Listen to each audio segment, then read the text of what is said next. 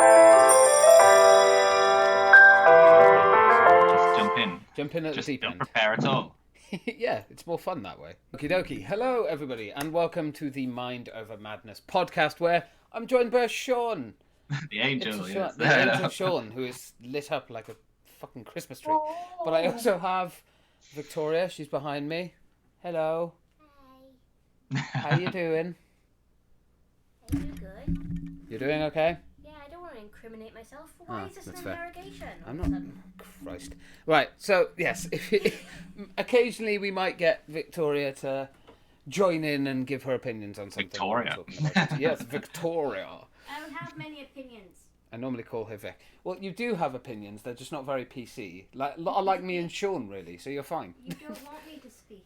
When did I say this? I'm a woman. Oh God, I didn't say that. That came from her. Let me make that clear. So yes, just to start this off, I want to thank everyone who watched the last podcast that I again very kindly did with Josh. Thank you, mate, for doing that.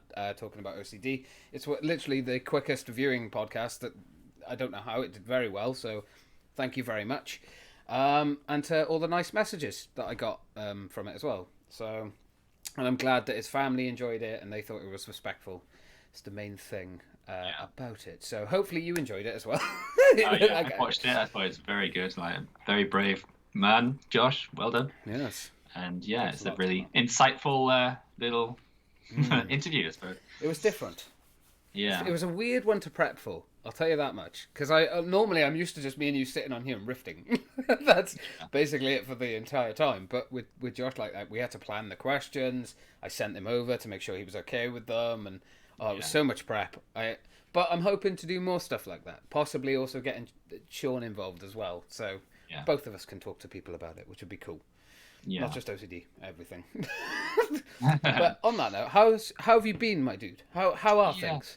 I've been very well. It's a bit busy in the house at the moment, but I've had my sister living here and stuff, but she's now moved on, and now we're getting this kitchen sorted, so it's all a bit noisy here. So Yeah, it's all right.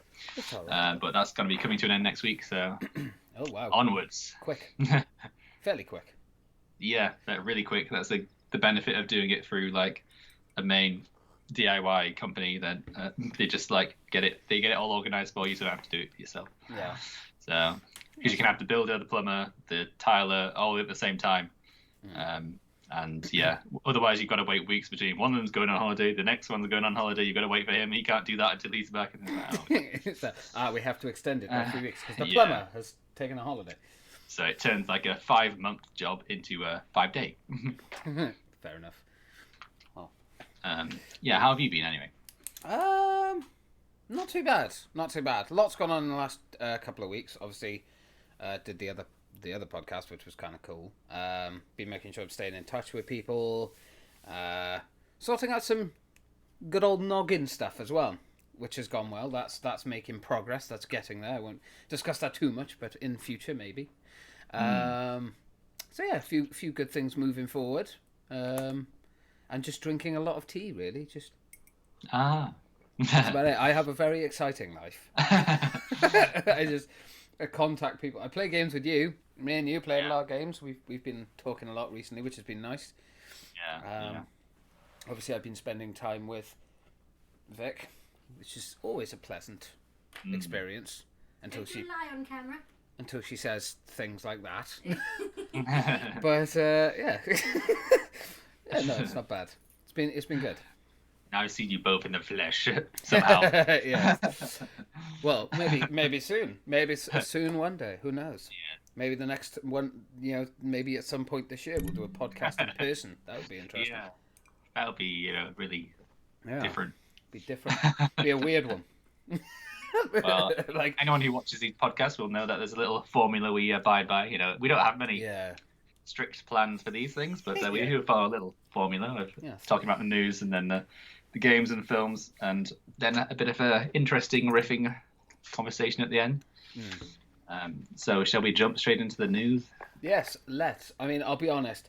I've got two things. One of them which has been everywhere since yesterday, and the other Yeah. one which is just very basic stuff because I haven't got a lot.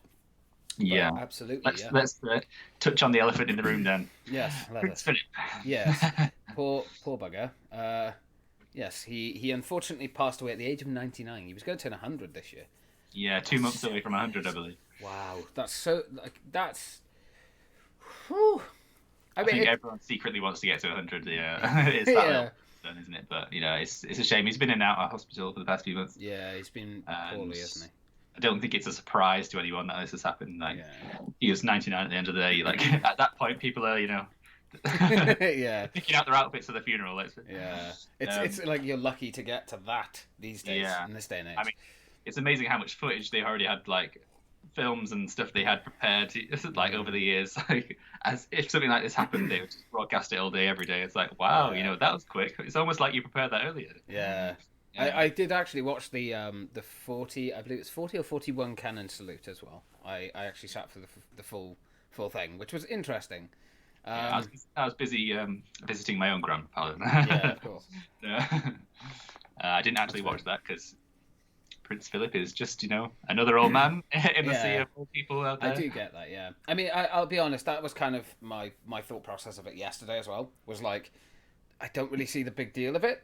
I know that some people may be shocked, but yesterday I was very much kind of, I don't really see the big thing. Yes, it's sad. Okay, he was the longest reigning monarch, was it? I think, well, no, the monarch's the Queen. But, he was one of the longest reigning in the royal family. I apologise, I can't remember the specifics.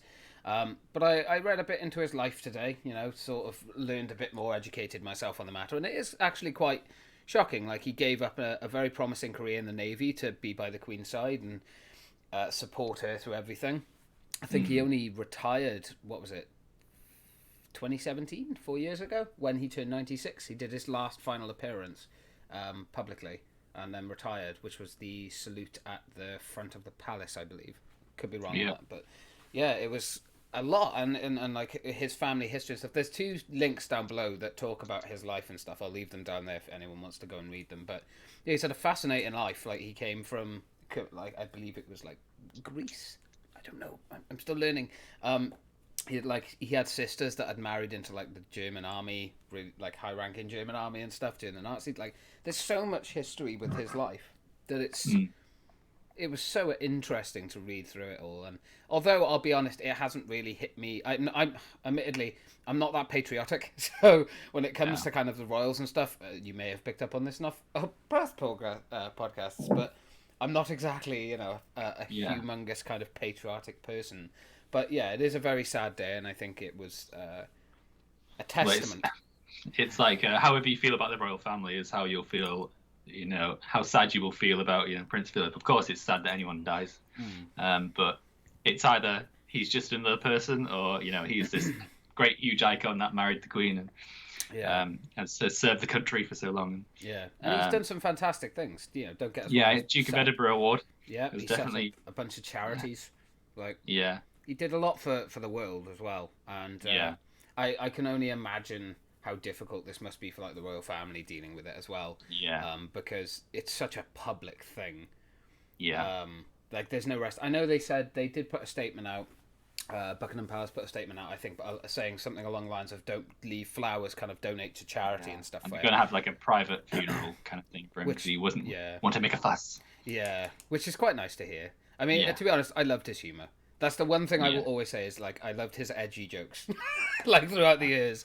And a lot of people gave him shit for it, but I think that was kind of, I don't know, something that made him more down to earth, I think. Just more relatable to the average person. Yeah, exactly. I completely get why the Queen isn't, touting jokes like that. I mean, absolutely. She has a certain sort of, she has to live up to that reputation, which is probably enough stress as it is. Yeah. But yeah, I can't imagine the pain she's going through. 70 years of marriage. She's had a bad year as well. Yeah, God bless her. And, again, even though they'll never see this, obviously our thoughts go out to them and their family, and we hope for the best. And, of course, people who are struggling and grieving, be sensible. If you want to go and mourn at the, palace and things like that, still keep to the COVID rules. I've seen a lot of reports of, like, people breaking rules and stuff while they're there, and purposely like trying to gather in crowds. Don't do that. Don't be a dick. They're going through enough as it is. they're still humans. I know people may see it as like royalty and the Commonwealth, which, but still, they're still people at the end of the day. They still have emotions. They just have to act a certain way in public because that's just the perception.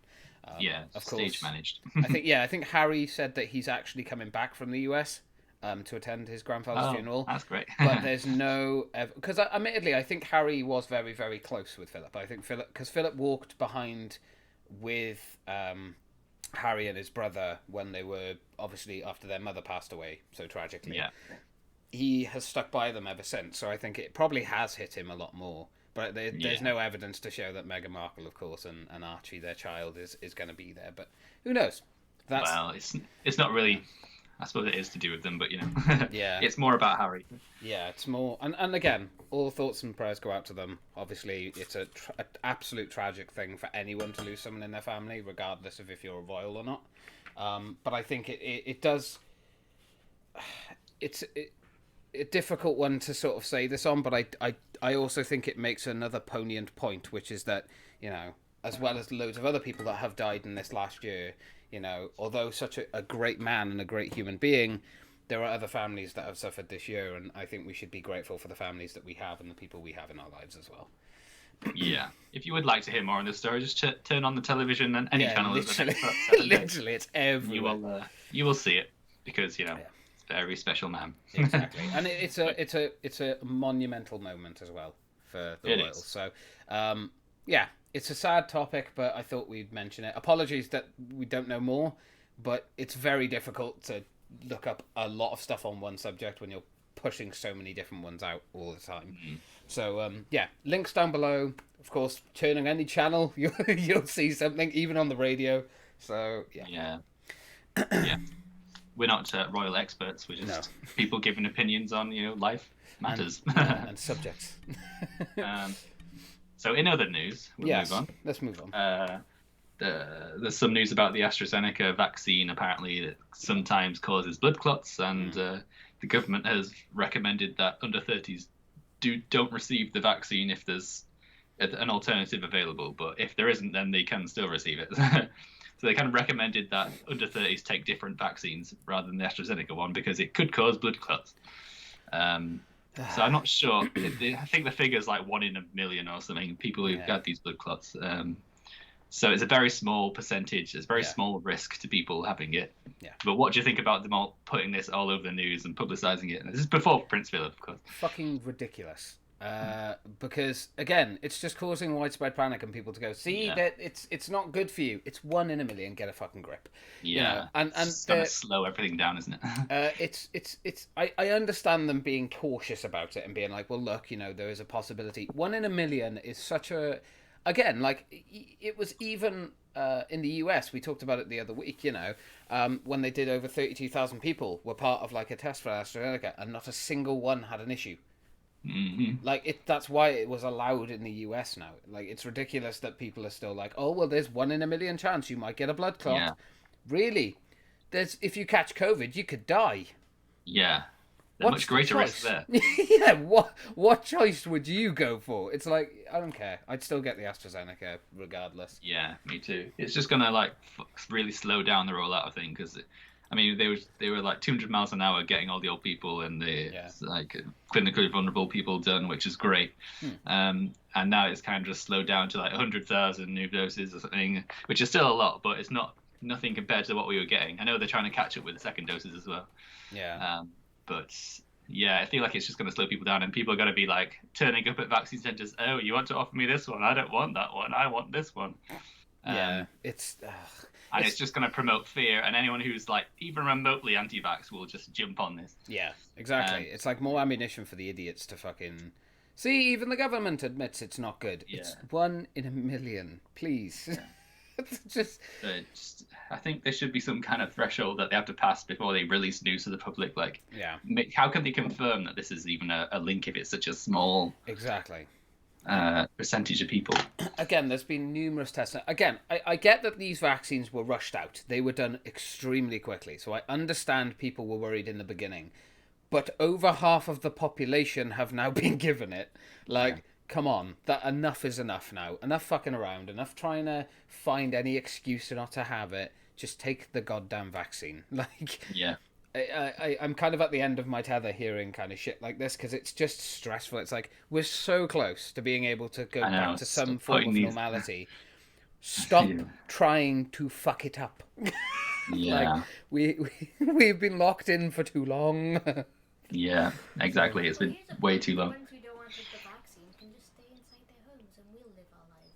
Well, yeah. Well, like I was talking to my mum about this, and she was kind of like, "Well, what's your take on it?" Because my mum did mention that there was someone like who was in hospital who had got a blood clot from the vaccine, and even they were still touting to like take the vaccine. They were like, "No, you should still have it. It's still important." And it's what I suggested was, okay, cool. Well, don't give them a passport. Don't let them go anywhere. Don't let them go into shops. Don't let them do anything. Don't let them have a fucking life. Be like, no, you haven't had the vaccine. You can't come in here and do your shop. Well, I need food. Fuck you.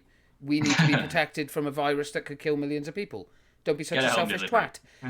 twat. Like, you know, it's like there's ways of circumventing people that don't want to have it, but it's like the government can't be asked. They're just like, Yeah. nah, just take the It's, vaccine. It's easier.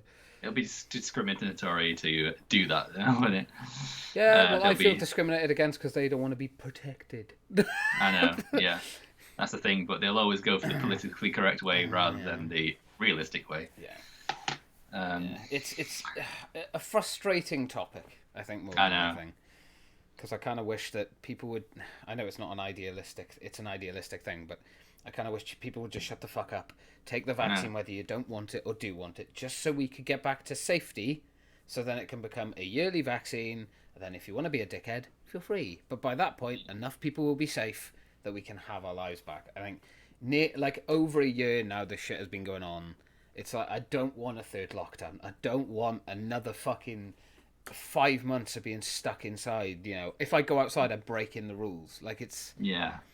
But it's going to a shop, stressful. you don't know whether you're coming or going. You're wearing a mask. You've got to walk this way, walk that way. Yeah. Everyone's looking at you if you happen to walk in next to someone. But it's not even that. It's like people don't follow the fucking rules anyway. So it's Yeah, just true. I've stopped. Like I don't know if this is just a me thing. It could be, but I've stopped. Any time I can not have to go to a shop, I won't. Like it's just easier because people don't follow the rules. I see people in shops now not wearing masks. Do they get reprimanded? No.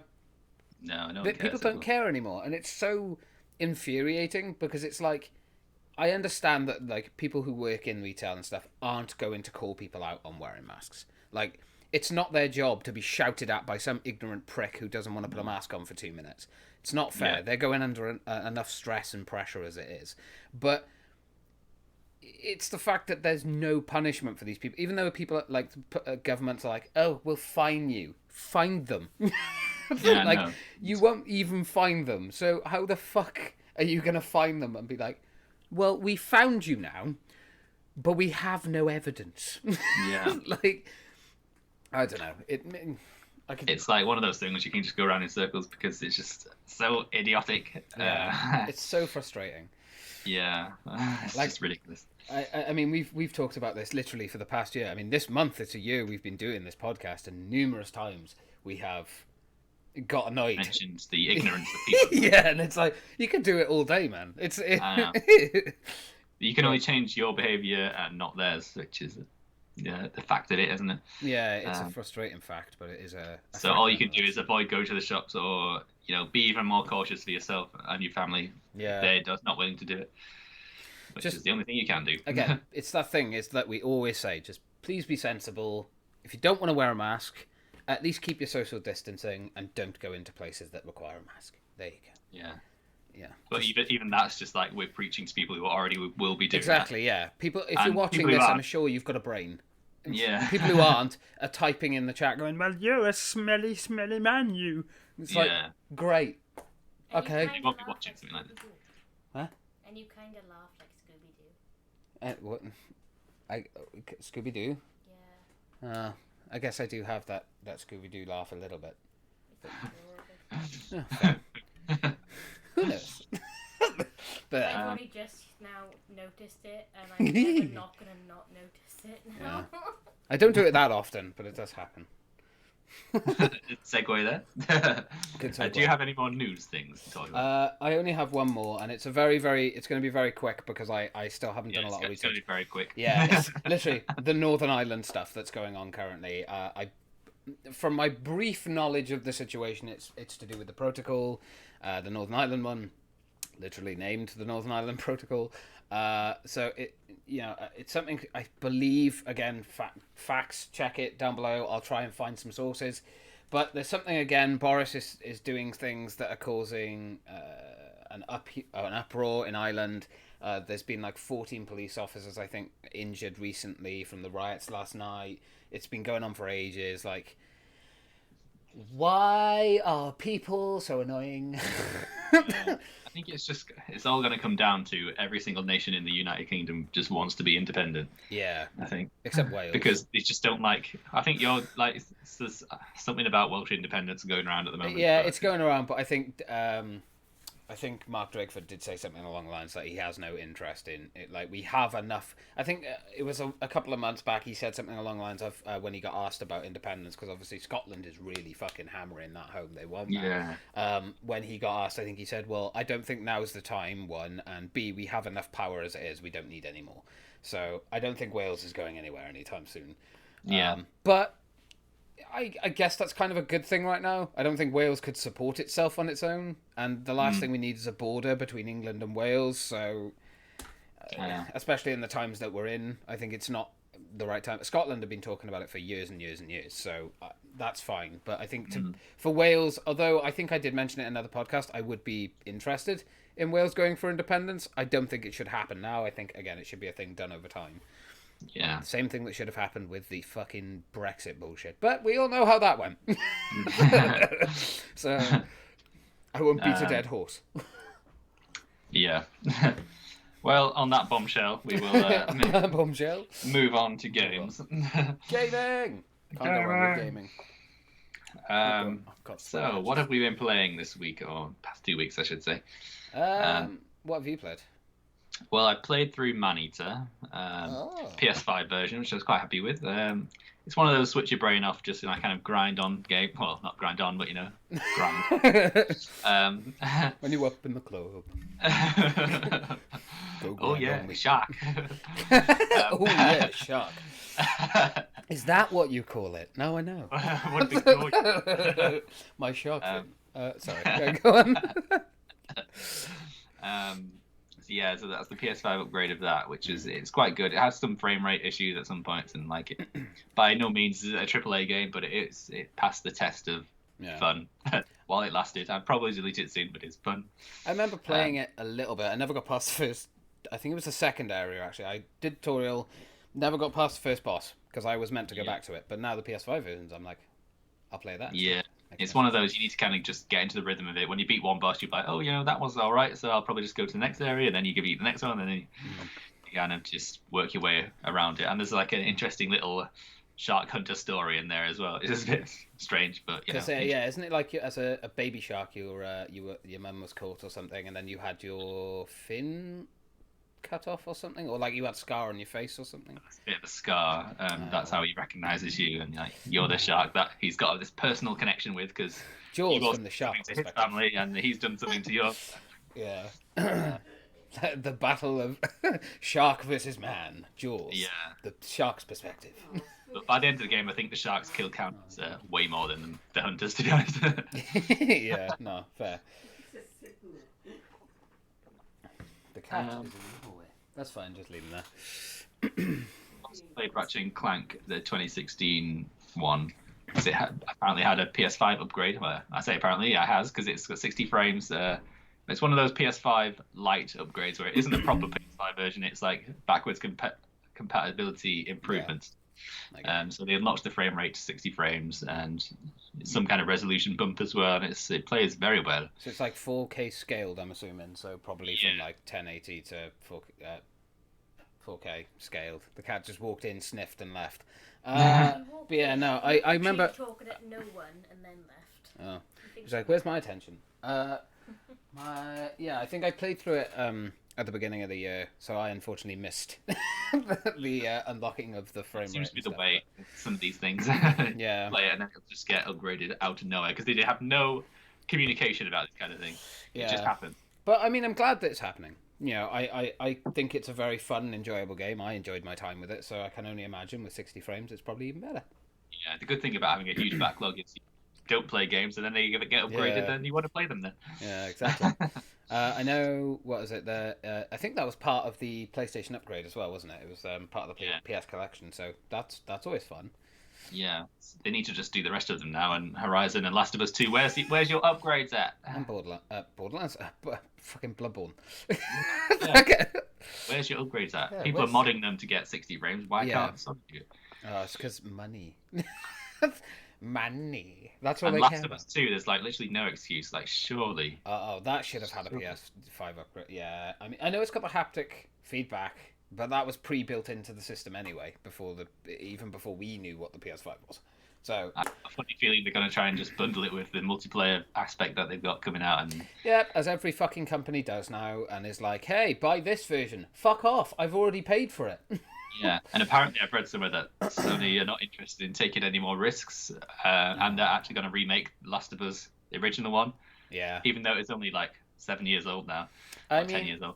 I agree with it, but my issue with that sort of perspective, I do think a Last of Us 1 remake would be astonishingly fucking good, and I would absolutely play it. But I already own the game. Do you really fucking expect me, if they bring it out for 60 quid, let's say they're generous and they don't add the extra tenner on as most games are doing, I'm not paying 60 quid for the same game again. I don't Yeah, give a fuck. I'll go back and play the old version. It's just as good. I don't know. Something about it just feels way too soon for something like that, like Yeah. a remake of that. I feel like another 2 years maybe. It's Do a like let bundle. companies be original now, like make another Uncharted game, make a Yeah, Last of yeah. Us Part 3. I think the thing is, what they should do with The Last of Us 1, if they're going to make a remaster one of that and be like, well, we want you to pay for this, tell you what, upgrade The Last of Us 2 for nothing and chuck that in there as well. And then charge like £30. You're making a bit of money, more people are likely to buy it because they're going to get the upgraded version of, or no, just the flat out better version of The Last of Us 2. It's a bundle, so more people are drawn to it automatically. Like, but they don't want to do that now because it's not consumer friendly. Yeah, there's a few games that are coming out now with PS5 upgrades and stuff, which they're starting to charge for it now. You know, a Wreckfest, a game I had from last year. I played That's a little like, bit of that. if you want to get the upgrade, you've got to pay $10. Yeah. $10. It's like fuck off. Like I've already Uh, paid for the game. Why are you making me pay for it again? Final Fantasy, one of those. Can't remember which one it is, 12 or something. Yeah, 12, 13 maybe. I know they did 14. They've got like a reimagined Super Edition, which if you own the game, then you get the free upgrade. But if you get the PS Plus edition, you don't get the free upgrade, and they want you to buy it. Yeah, because It's like, so they managed to make this distinguish like thing. Yeah. Oh yeah, like wow, very generous. I mean, I get it that companies are trying to beat their level of like, oh, we need to make more this year, we need to make more, we need to make more. But this impossible chase is gonna, and this is the thing, people like me and you will talk about this stuff, and we won't pay for that kind of thing. We're like, nah, fuck it, we'll wait for it either to go on sale or when it comes out for free. Yeah. But there are so many people out there that have money that they could literally wipe their ass with. And it wouldn't affect them. That they just spend money on this shit, and it's just people don't vote with their wallets, and it's like if you don't vote with your wallet, then nothing's ever going to change. Well, a lot of people, I guess, just don't have a problem with it. You know, it's just one of those things that they just don't even consider. If they go into a game, go into a shop, buy a game, and that's it. Come out of it. I think a lot It's kind of of people, old-fashioned, but yeah, I think a lot of people as well. I think a lot of kids, obviously, they get their parents to get the stuff, so the parents don't understand the difference between them. They're just like, if a parent, some parents do. I know there's a lot more parents that probably game now and stuff, and they have their own consoles and whatever. But for parents that don't understand the system and don't understand how it works, they're like, oh, okay, they've gone up a bit of money. All right, I'll still pay it. They don't quite understand it, and it's. I feel like people. Yeah, when it comes to consoles like Xbox, like they've got the Xbox. What if you're a parent that doesn't know gamers or gaming in general? What the hell are you going to buy a child? Xbox One X, Xbox One, Xbox Series X, Yeah, Xbox exactly.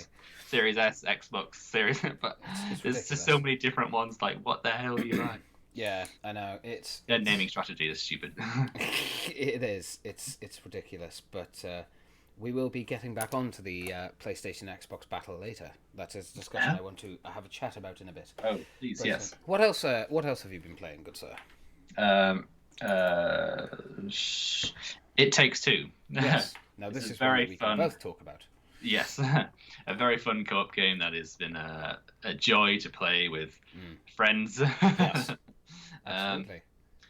I love that kind of game, and it's got so many little references to films and popular culture. Previous game they did. Previous game, and like it's just a joy to play with. It's like the lost gaming years that I was about to say, I don't know if you would agree. That is the first game that I have played in years. Not live service, not microtransaction bullshit. Game. Start, end, game. That's all you need. Yeah. And I've never felt more confident as well. Yeah, and I've never felt more confident that I'm going to go back and play that game again, even though when I finish it, the fun and enjoyment I've got from it, I'm happily play through it again. And ironically, it was made by EA. Yeah. Well, how? If you can do this, EA, why the fuck are you screwing your other games up? Like, I know they're the publisher. They've done great. I know they're the publisher, not the actual developers, but still, like, why aren't they like? This kind of game needs to come back more. And I'm not just talking about games like A Way Out, like It Takes Two, where there's two people. That's very unique and it's a very cool thing. But single player games, not like The Last of Us 2, which are fucking overpriced and they look great and whatever, but just a start and end, that is it. No more. You pay £60, that is the game, you get everything and it's fun and you'll play it again. Not, you need to be connected to the internet 24/7 to access the single player stuff. Like, why is that a thing? Yeah. Just please. Just, some decisions are baffling. Yes. But we just want to get back to the good old fashioned game. And speaking of good old fashioned games, we started playing through Zombie Army 4. Yes. See you later. Mum's going to work. Sean said bye. Dead Army 4. I mean, I played the original trilogy and I do have them. I had never finished them, but Dead Army 4 is so much fun. Is it Dead Army or is it Zombie Army? I actually wrote it down. Yeah, Zombie Army 4. Sorry, my apologies.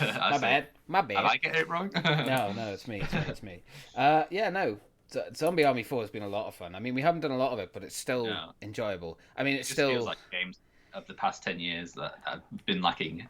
Yeah, I would still say the microtransactions can fuck off. I mean, I get it. They're like, well, we want to give something to you, but we want to charge you for it. It's like, I know there's 2 season passes currently. What is this double season pass crap? Just release it as an update. If you've paid for, I mean, granted, I got it free with the free games for the month. But if people have already paid for the game, excuse me, interject. Why are you forcing people to still pay for more? It's like, just release it as an update. So like, but you have to grind to unlock it. That would be fine. Yeah. I don't know. I love the game, but it's just disappointing that it's still filled with microtransaction shit. Yeah. I just this. I don't mind DLC. That's fine. Okay, if it's like an optional. Hey, do you want to pay 69 pence and get this gun? No. Instead, it's like £3.50 for one gun, which is fucking abhorrent. Yeah, it's like microtransactions. As long as it sticks to cosmetics only, then I'm not too fussed about it. But when it's like just weapons, you can buy single weapons and stuff. Like what? That's why the season like I know when the season pass isn't on sale, it's £30. You get like 3 weapons, 3 characters and stuff. Why not just make that stuff unlockable in the game? Who in their right mind is going to get the game for free, then pay £30 for another 6 levels? Exactly. Like, I'm having a lot of fun with the game, but I'm struggling to find the excuse. Even though it's on sale right now, it's like £15. I'm still struggling to find a reason to go. Yeah, that justifies £15. That should be in the game anyway, but I'll give you extra money. Like, games don't come out complete. Yeah, I would be happy in the future, like as a random curveball thing, if in PlayStation Plus they started giving away season passes for games they've given away in the past. Yeah. I feel like that would be a good idea. If they don't have that extra game to give, they can just give you a season pass for a previous game, like, whatever. And that might actually incentivize people to buy the game as well, if they don't have it anyway. Yeah. They might be like, oh, well, I've got this season pass for free. I'll have a look at the game and go from there. Yeah, that could be a new kind of strategy for them, because it would encourage people to buy the game if they're getting the season pass or the deluxe edition upgrade for free. So, and that's an idea, Sony. There you go, Sony. Take that for free. Yeah, literally, it would cost you less, and yeah, Yeah, exactly. You'd make more. you don't have to probably. give away a full game. You can just give away a season pass. Yeah, But but give away a full game as well. yeah, Don't be, Still, don't be- don't just do like an entire thing of season passes. That would probably go down no. horribly. But Yeah, as an extra thing, extra gesture. Yeah. Yeah, I forgot to mention the play at home thing. That also had Ratchet and Clank 2016 on, which the good thing they're doing. They're giving away like 13 games and free subscriptions to things and stuff, which is great for getting people to stay at home. Maybe a few months too late, but it was like Horizon as well was on there, wasn't it? yeah, that's coming like next month or something, which is amazing because that was missing off the PS Plus collection. That's a good, That's an absolutely great game. If you have a PS4 or PS5, grab it when it comes out for free. It's fucking fantastic. Yeah. Hopefully they do an upgrade at the same time with 60 frames. And I'll definitely play it again then. I'll play it again when that happens. It won't. It must be so easy to unlock it as well. I just don't understand this thing. The fact they can do it with some games and work the magic and not with others, it's just like I don't get it, man. Especially when they've got PC versions where people can max out the settings and have the frame rate anyway. Yeah, exactly. It's like, oh, it is possible then. You just can't be asked to unlock it for the PS5. Yeah. It can't take that long. I can't see it taking that long. No. Maybe unless it's like they have to unlock it and then they test the entire game to see if there's any areas that it's like shit. But even then, that would take like a week. Possibly. Yeah. So I don't know. Depends if you were built to run in 30 frames or if you were built to. Well, this is what I would say. Is like, explain to us why you're not doing it. Don't just fucking don't say anything. It's like, well, you've done it with these games. Why not these ones? It's like, well, the game wouldn't be able to run it. It would crash. Oh, okay. You've explained it, but there's no reasoning, so we think you're dicks. Yeah. that's like it. Yes. Yes. That's all the games I've played. What about you? I've played a bit more Outriders. That's been fun. Oh yeah. There is an upcoming update which I'm baffled by, but I'll be honest. It's like they're planning on like changing the loot system, nerfing everything in the game. It's like they're making the game where Square Enix just don't know what the fuck they're doing with games anymore. I don't think Marvel now outright like I don't get it. I think the developers of People Can Fly for Outriders. Yeah. Yeah. I know Outriders is much more popular, and to be fair, it's not a bad game, but I mean I've not finished it or anything yet. I'm like about halfway through. I'm on like World Tier 8, but there is a point where it gets super repetitive as it is, and this is before they've changed the loot update and made loot harder and stuff. So I can't even imagine what it's going to be like after that. It'll be like The Division. It'll be like, well, what's the fucking point? I spent 10 hours in the game and don't get anything good. I read something about that at the end game being a bit strange in the fact that you've got to kind of kill things to go up the world tiers, but if you die, then you lose progress or something, and you can go down. You can. So if it gets too hard, then you've got to keep grinding and really slowly. Well, I think I've managed to go from tier to tier, no problem. Tier 8 is kind of the one that I'm like halfway up on it, and it's just, I'm stuck. Yeah. So I might go back down to 7 just to finish some stuff off and level up a bit. But the loot is a lot more scarcer than it was when I first started playing it, I'll say that much. So they've already done something to it. And it's not great for repetitiveness. It's quite rough. And that's not even the end game yet. So, I mean... When I was playing the demo, I wasn't like riveted by the gameplay. I don't know if it was because of the class I chose. I chose the Pyromancer. I don't know if you've chosen that one, but I just found it kind of just like plain, and like I don't know, had that kind of MMO feel to it, like kind of not fully polished. Yeah, but I don't know. It's a good game. I won't say because it isn't a bad game. It is a good game, but they're gonna fuck it up. Square Enix are gonna fuck it up just like they've done with Marvel Avengers, because they're gonna fuck the loot now instead of just adding more loot, but lowering the chance of getting. This is what I don't understand. Like a lot of looter shooters go with this thing of, well, we're gonna nerf it, so you're gonna get less loot. Why? Just lower the chance of getting better loot, but give more loot. That incentivizes people to keep playing because they're getting the loot. It's just they won't get the great loot until later. But because they're getting a constant stream, they're more likely to play it. So why is this the go-to thing for looters? I just don't understand their fucking thinking of it. Because right now I think the peak players is something like ridiculous, like 128,000 people. That's going to drop massively. It will. Because people are going to be like, well, fuck this. I'm not wasting my time. It just seems to be one of those ones that it'll probably be forgotten about like quite soon. Yeah, in like a year's time. Yeah. Yeah. I think they had like a 5-year or 6-year plan for it, but if they fuck this up, which they're going to, it's not going to happen. Yeah.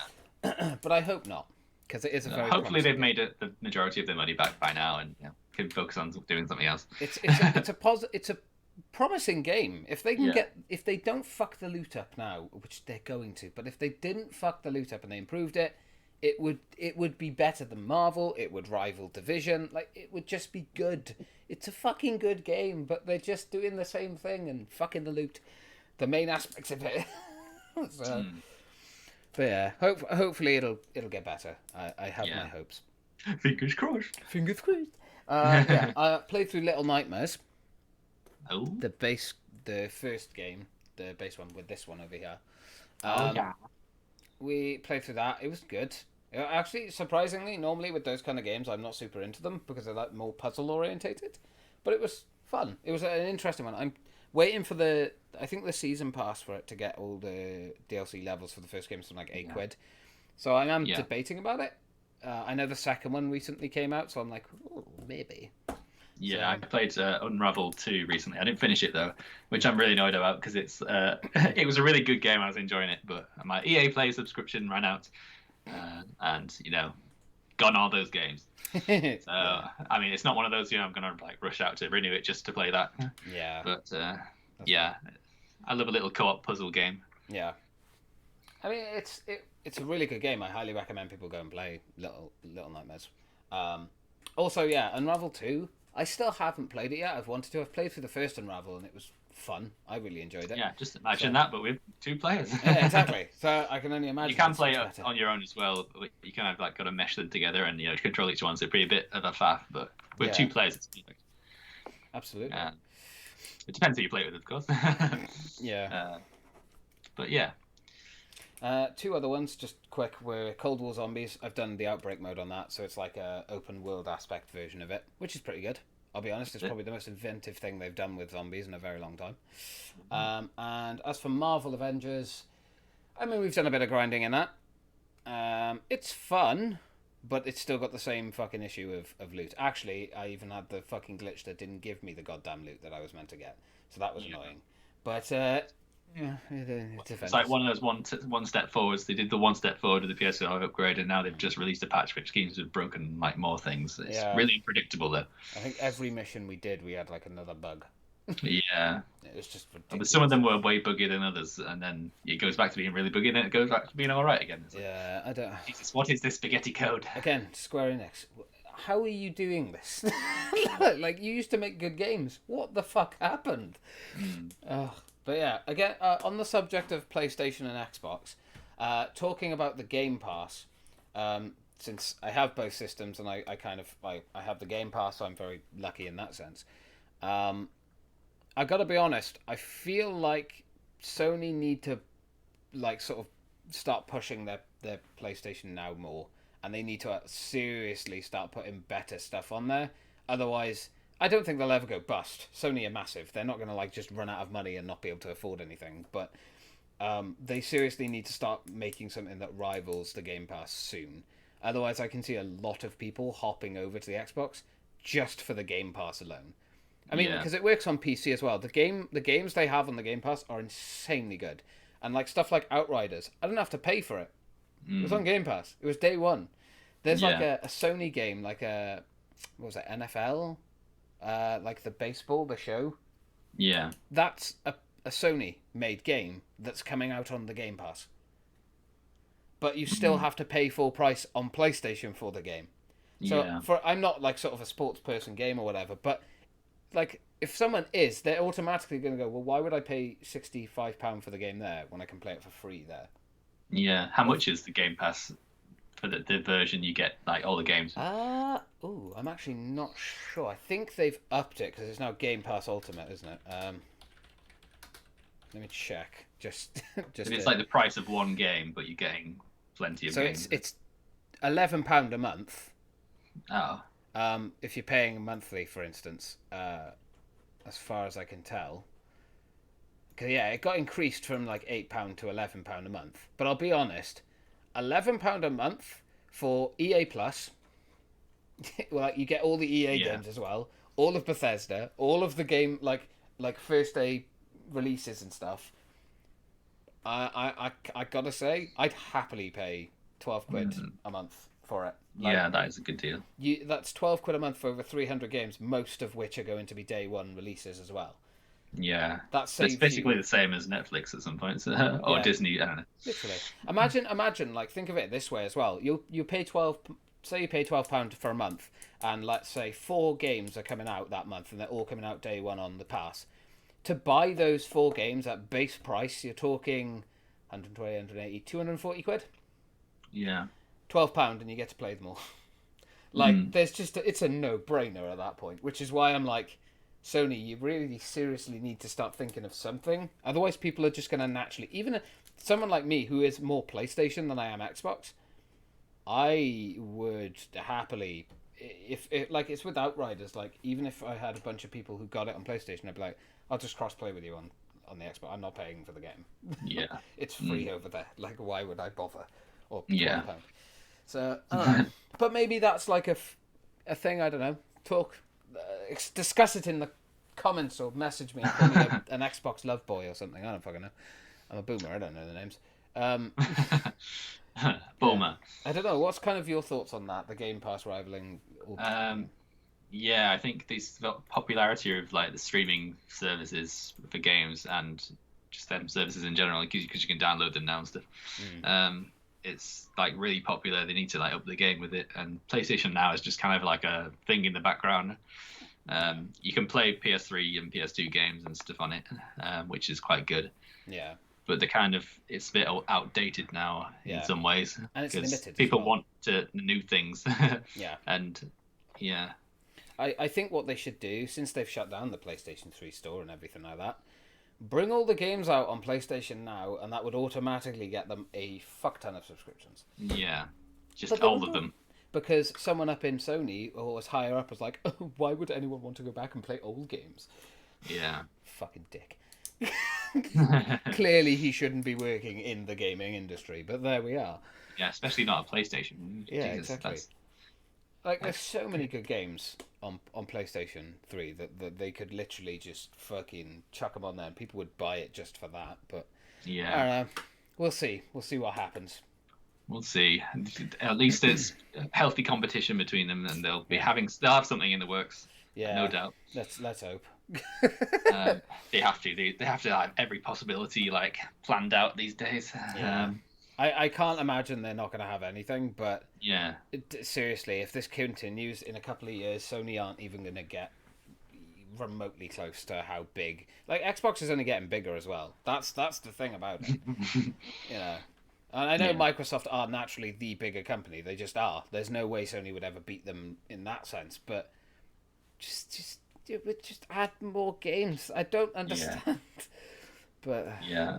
I don't know. No, they have to like merge it with something else, like just anime streaming things, or I don't know.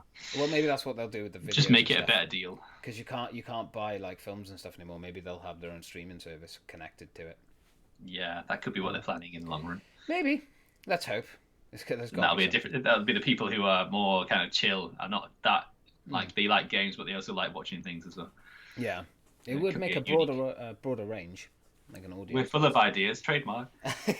Yeah, we should trademark all these. Season passes on PlayStation Plus, PlayStation Video in PlayStation Now.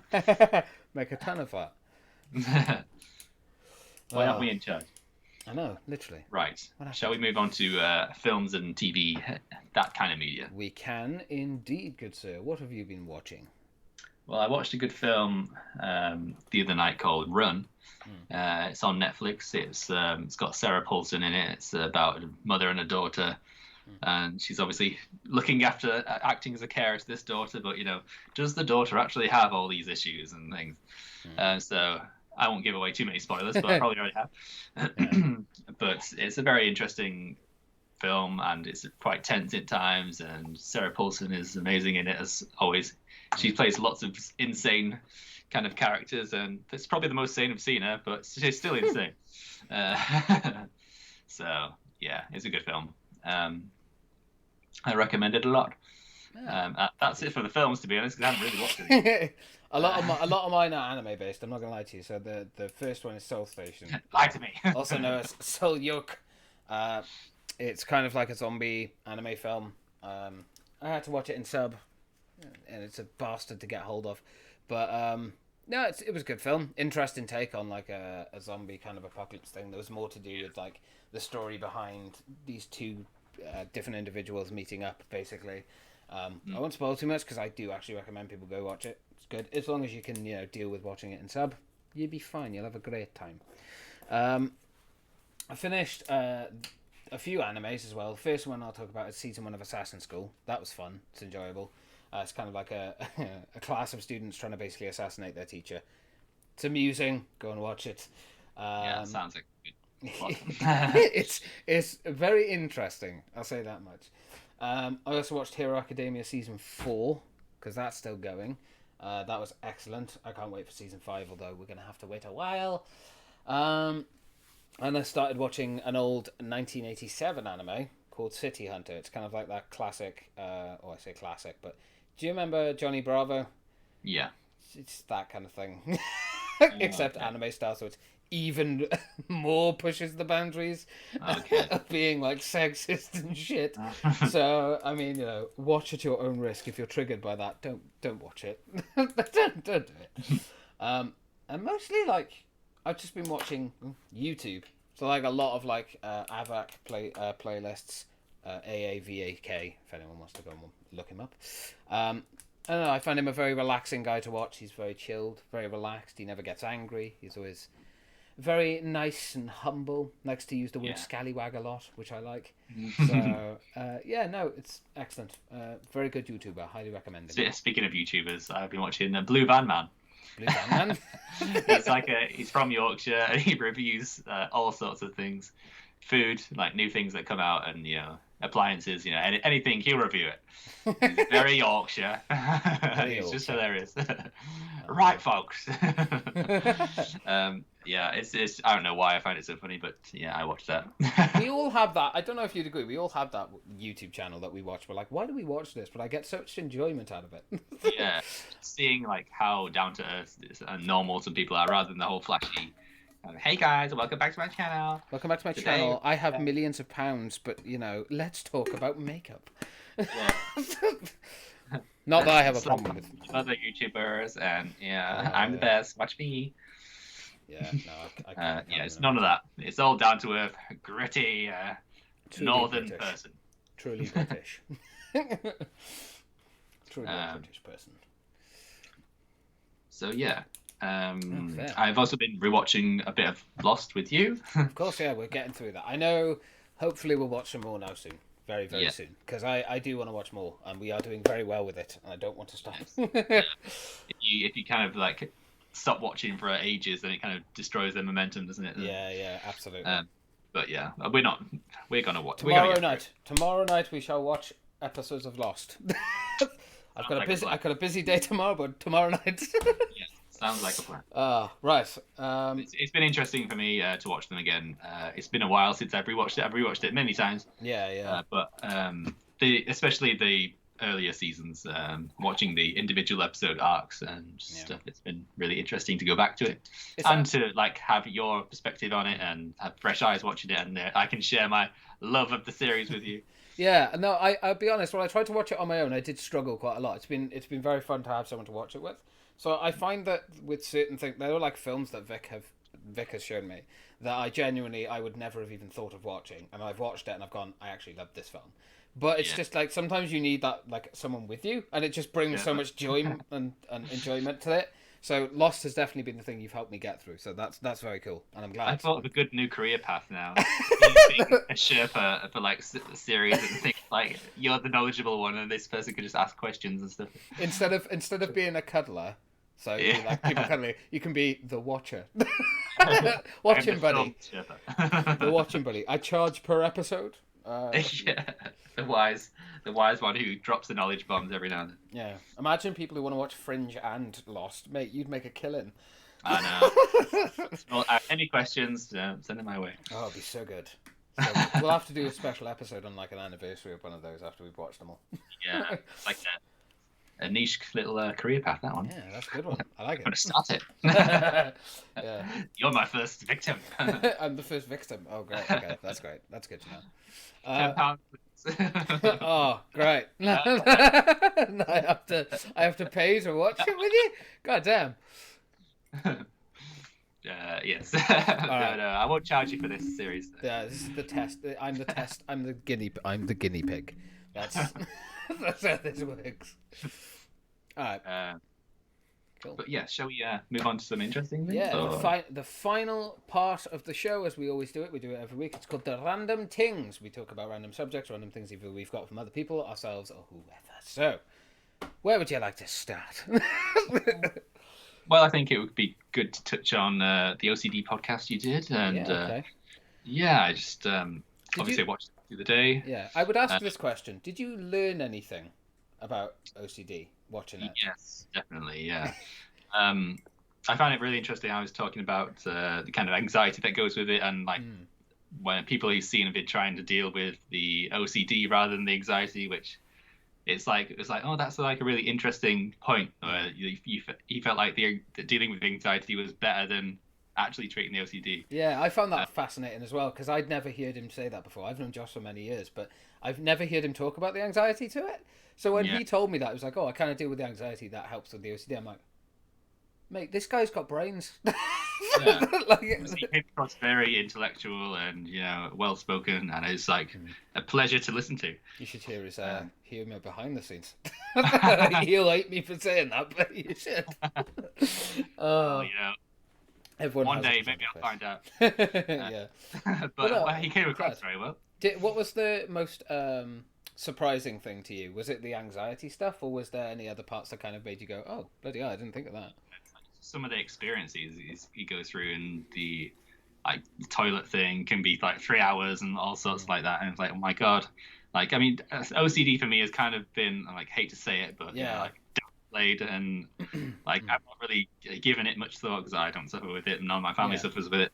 Absolutely. And everything in media you see kind of downplays it a bit, and people, if people are having a bad day and they want to like organize things a certain way, oh, I've got OCD, and like it's kind of just like batted off a little bit. I mean, I remember programs I used to watch when I was younger, like where they got a load of freaky people or something, that's what they called them, and put them in a like mansion, and they tried to conquer their fears. Like one of them was like a hygiene, like had a fear of germs and stuff, and like probably OCD, and like they just got to put a hand on a toilet and then eat a sandwich afterwards, and then you're just like, oh my god, I'm cured. And it's like that's the kind of stuff they were putting out on TV 15 years ago. It's shocking, because I admittedly, I'm not going to lie about it. When before I'd really had that was the first time I'd had like a proper in-depth conversation with Josh about it, and I'd always been a believer of like kind of the stereotypical stuff. I never realized there was so much to it, so many damaging things that come with it. It isn't just like, oh, we wash our hands. That we obviously talked about in the podcast, which was that's extremely harmful and actually causes most of the time when people need to wash their hands.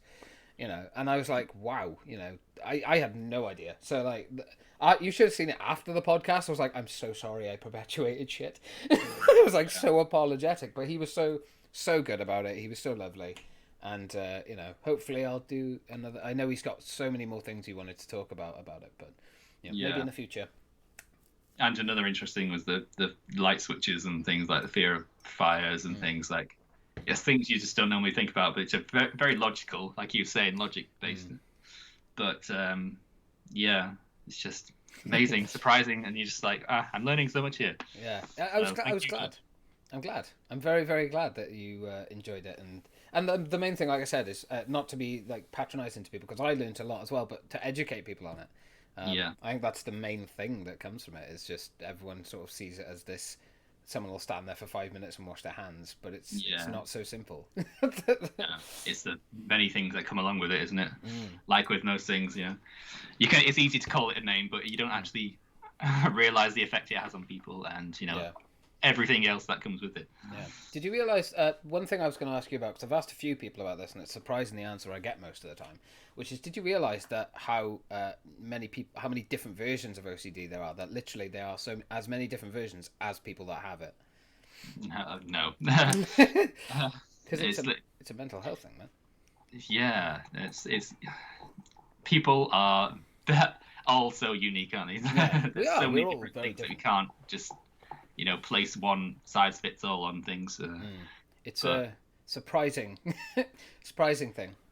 I mean, yeah, because it can like spawn on irrational fears and things like that, like all different kinds of things. It's just it's not a gold mine. What am I trying to say here? It's a pit of horrible. Right, I'm just digging myself a hole. So it's like a pit of anxiety. That's essentially what OCD. Everything just gives you anxiety. Yeah. Okay. And people normally see like the frontal part of it, and then they don't see like the 15,000 miles worth of shit behind it. They just see the front part. Yeah. I don't even know where I was going with that. I think it's because I've been talking for an hour. It's like, I'm getting tired now, James. Blah blah blah blah blah blah blah. No, that's fair. So yeah, anything you want to talk about? I'll be honest. That's all I had. I this week, I don't know why this week, but I found it so difficult to find anything to talk about. Especially in the random things. I think the death of Phillip really threw me off as well, because I was like, oh god, how do I go around this now? And I think it's been like quite a positive week for me. So normally I bitch and rave on here, but I have bitched and raved in this one, but not as much as I thought. I think there was like one more thing that you had, wasn't there? Yeah. Well, there's like an interesting question that it like spawned on from last week when you like, is it good for fans and streamers or something? Yeah. And we likened it to bands and like groupies and stuff. Is it good for them to meet up or hang out? Fans date streamers date their fans and things. Yeah. So it's a kind of more general question of like, is it okay or should you stay friends with your exes? Should you stay friends with your exes? Let me see. We did. No, I think it differs from every situation, really, doesn't it? Yeah. I've always done I would say this, but I unfortunately I've not been the best at staying friends with exes, and I kind of kick myself for that because I kind of pride myself on the fact that now, at least, anyway. Granted, a couple of years back I wouldn't have been able to say this, but now I feel much more mature and. If I can be friends with it, like it's fine. There's nothing wrong with it. But unfortunately, a couple of years ago I was a bit of an arsehole. So that unfortunately didn't happen with a lot of my exes. So, I mean, I would say yes. There's nothing wrong with it. I think it's fine. Like it's very much depends on like how you are before this relationship or afterwards. Yeah. Like a lot of people I've maybe been with, and it's never lasted long.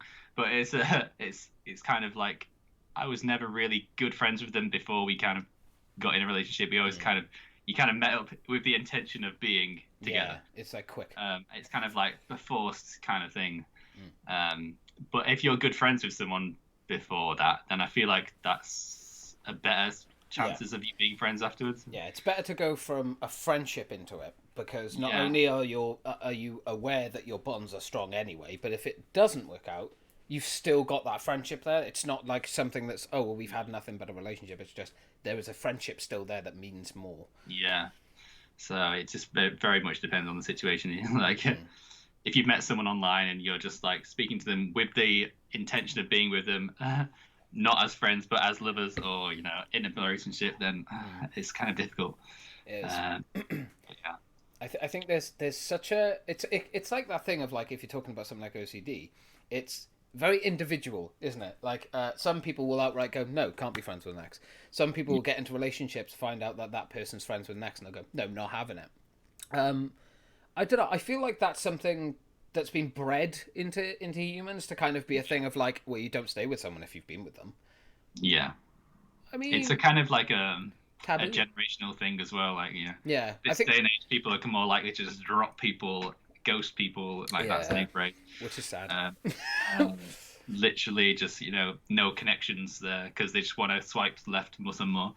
I Absolutely. Whereas in the olden days, all you had was your local village. Yes. So- I think now as well, relationships are seen very differently, because in the past it was like if you got married, that was it. You fucking stay with that person. Yeah. Whereas now Yeah. it's divorce is kind of like an everyday thing. It's completely natural. If you're not happy with each other anymore, leave. Find someone that you can be happy with. And I think that's why a lot of people don't stay friends with their ex. You know, I think a lot of people go out with the intention of finding just a relationship and not building off a friendship they already had with someone. Yeah. I don't Whilst- know. Yeah. Yeah. So whilst it's good, like that people that times have changed and like you don't have to stay in an unhappy relationship anymore and stuff like that. It's also kind of like gone so far the other way. It seems like that it's breeded this like new form of liberalist hippie kind of thing where like you don't have any connections with people and you just want to like get the job done and I just wanna fuck. Yeah, sorry. Sorry, children, if you're watching. Yeah. Not that you're watching. Sean is the PG. I am the mature. Yeah. Rating wise, I wouldn't say I'm the more mature between us. But yeah, no. Rated M for mature. Yeah. But yeah, it's different for everyone. Just yeah. I'll ask another person. What's your opinion on staying friends with exes? What's kind of your take on it? Do you think it's okay, or do you think that it's circumstantial? Do you think it's wrong? Why? Why not? I'm playing a game. Fascinating answer. We did alright. Yeah, because I guess it's this circumstantial. is such an awkward. This is such a weird situation for me because I've dated. Yeah, no, me and you dated. Well, Actually, that's perfect because Ours was a that's lot not younger. at the front of my mind. So I'm glad you brought that up. that's alright. And We dated in school, and obviously things happened, and then we school, drifted school. apart. It's school, yeah, I know. But we were able to be friends again after that, no problem. Because I guess nothing bad actually happened in that relationship. I don't know. I it think was just a thing. I think school being in school. I don't know if you'd agree, Sean. I don't think school relationships are kind of. I know you can get those few exceptions where you like, oh, you meet your sweetheart in school and that's it. You're together forever. It's that dream thing. And it does happen, but I don't know. School, I feel like, you kind of finding yourself and you know, feelings Yeah, are all over the place, hormones. Figuring out who you are, let alone who the other person is at that point. You're becoming a person at that point. I think personally, I think we've talked about this before on the podcast show, but I wouldn't say anything until you're about 16. Like, you leave school, you're now out in the world, you're discovering who you are. Maybe between 16 and 18, somewhere around there. Any relationship kind of after 18, I would say, oh yeah, that's a relationship. So, going off that fact then, like, I know we've stayed friends. Like, we became friends before we started dating again, which was an interesting, interesting journey again, because I was very different. Like, this relationship, I don't know if you want to get into it, but oh god, on my side of the story, oh god, we've been talking longer. What? Oh, because it's just one of those things. We weren't actually planning on getting into a relationship together. It just sort of happened. Yeah. Well, like, I was dating you for. I've been dating you for a week longer than you've been dating me, basically. Yeah. Yeah. There, that was fun. But yeah, no, because I had no interest in it. I think it depends on the person's confidence in themselves and if they get paranoid about anything trying to that's a thing. break up the relationship or trying to ruin it. I think if it's a threat to the relationship or their well-being, I think people have a problem with it. I would say this much though. I would say with paranoia and kind of anxiety in a relationship, would you say that's on the other person for being friends with their ex? Or do you think that's on the person who has the paranoia? Do you think they need to work on themselves clearly? Definitely the ones who have the paranoia. That's. What would you think, Sean? Rephrase the question. Okay, so when let's say you get into a relationship with someone and they're friends with their ex, and they still hang out with them, they still talk and that. Do you think that it's fair for someone to be paranoid, or do you think the paranoia can be attributed to clearly something not right with that person. They still need to get help for their mental health, whether it's their mental health or just they've not accepted something from the past. Yeah. I think it's acceptable for that person to be slightly concerned, but not paranoid, really. Like starting to have what I mean by paranoid, I'll sort of explain what I mean by that, because that can mean many different things. Paranoid in the sense of like, well, I don't want you hanging out with this person, or you can't be friends with this person. Kind of that kind of paranoid. I know the paranoid you were coming to is like, oh well, I'm concerned because I care about you and I love you. I just don't want to, I'm worried that you might go back to them or something. I get where you're coming from with that, and I think that's okay. Especially communication, important. Yeah. But you need to trust that person, and if you're constantly paranoid that if anyone they look at in the street or they speak to is, they're gonna end up banging, then you really just sort yourself out. Yeah. You have to be able to trust each other in the relationship. Yeah.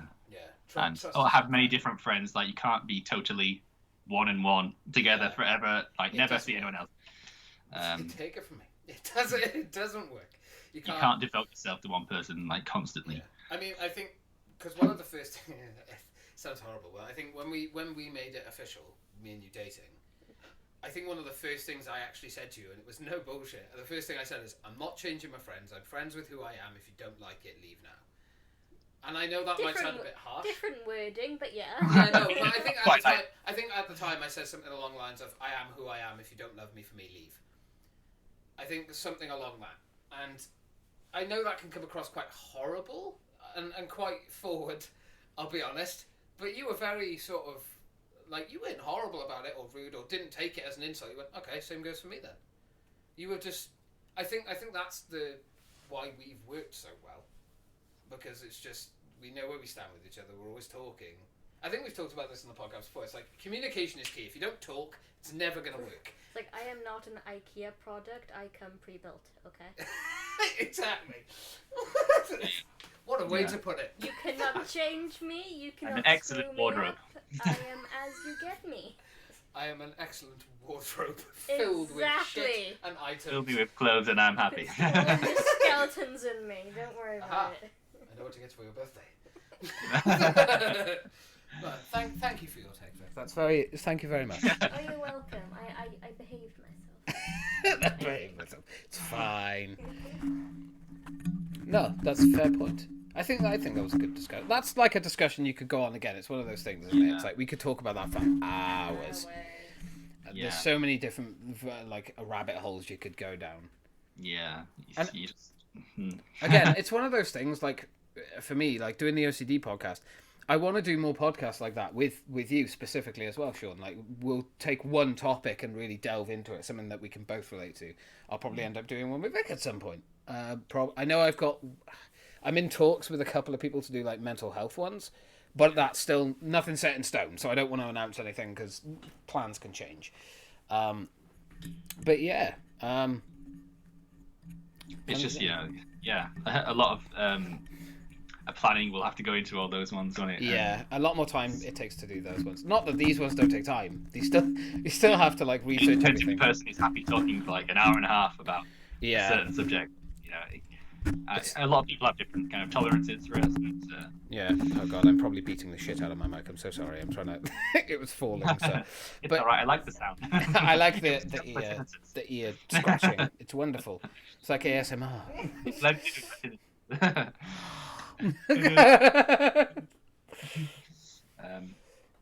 But yeah, I think that's been a fruitful discussion. Yeah, that was a good one. I like that. That was a very good suggestion, Sean. But yes, I think that's it. I don't think we've got anything else now, do we? No, I think we've covered it. Covered a good ground. I guess counselling session is over. Yeah. Well, that's been an absolute pleasure talking to you, as always, Sean. And to everyone that watched or listened, because I know the audio podcast will come out first, but thank you very much for taking the time to do so and watch or listen. It's always appreciated, and we have a good time making this. There will be a little special thing that will be coming out for the year of the podcast going on. When's our anniversary? Our anniversary is on the 16th, darling. God, catch up. Apparently I'm planning a striptease. Yes. That's private for Sean, though. But yeah, as always, mate, it's a pleasure talking to you. And to anyone that watched, thank you very much for doing so. And thank you to Vic for joining in a few discussions and tagging along. It's always appreciated. But yes, it's been a pleasure. And hopefully we'll do this again very soon. Absolutely. 2 weeks' time. 2 weeks' time. But yeah, thank you everyone for watching. It's always a pleasure. And again, if you haven't seen it, go and check out the last podcast. I highly recommend you do because it is a very, very good educational one as well. So thank you everyone. As always, it's been a pleasure. And goodbye. Goodbye.